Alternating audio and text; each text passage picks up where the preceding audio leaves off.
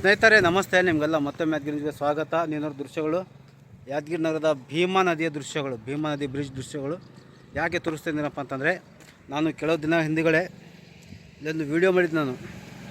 ಏನಪ್ಪ ಅಂತಂದರೆ, ಈ ಗಿಡ ಎಲ್ಲ ಬೆಳೆದು ಇದೆಲ್ಲ ಬ್ರಿಡ್ಜ್ ಕೆಡ್ತಾಯಿದೆ ಅಂತ ಒಂದು ವಿಡಿಯೋ ಮಾಡಿದೆ.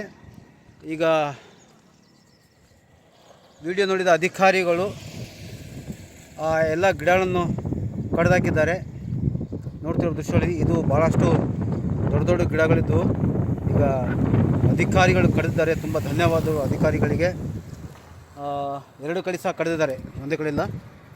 ನೋಡಿದ ದೃಶ್ಯಗಳಲ್ಲಿ ಆದರೆ ಕೆಲವೊಂದು ಗಿಡಗಳು ಹಂಗೆ ಬಿಡ್ತಾರೆ. ಅದ್ರದ್ದು 90% ಕೆಲಸ ಆಗಿದೆ. ಇದೆ ಇನ್ನು 10% ಕೆಲಸ ಬಾಕಿ ಇದೆ. ನೋಡಿ, ಎಲ್ಲ ಗಿಡಗಳು ಕಡ್ದು ಹಾಕಿದ್ದಾರೆ. ಈ ಕಡೆ ನೋಡೋಣ. ನೋಡಿ, ಈ ಕಡೆ ಸಹ ಕಡಿದಿದ್ದಾರೆ ಎಲ್ಲ.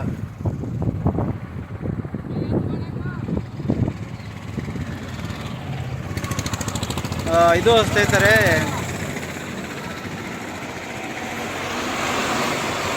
ನಾನು ಹೇಳೋದಂತಂದರೆ,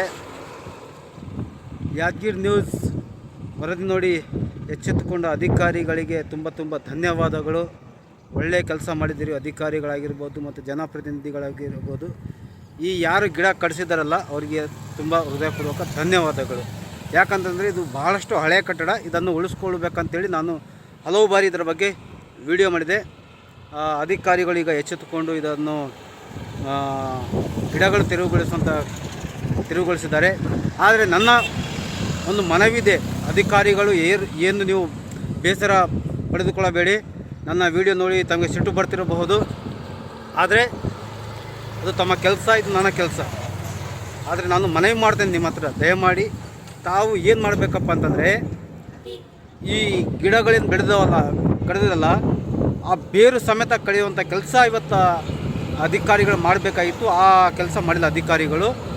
ದಯಮಾಡಿ ಅಧಿಕಾರಿಗಳು ಬೇರುಗಳಿದಾವಲ್ಲ ಅದನ್ನು ಸುಡ್ತಿರೋ ಬೆಂಕಿ ಹಚ್ಚಿ ಅದನ್ನು ಮತ್ತೆ ಬೆಳ್ಳಾರ್ದಂಗೆ ಮಾಡಬೇಕಂತ ನನ್ನ ವಿನಂತಿ. ಯಾಕಂತಂದರೆ ಪದೇ ನಾನು ಇದೇ ವಿಡಿಯೋ ಮಾಡಬೇಕು, ನೀವು ಅದೇ ಬಂದು ಬೆಳಿಬೇಕು, ಕಡಿಬೇಕು.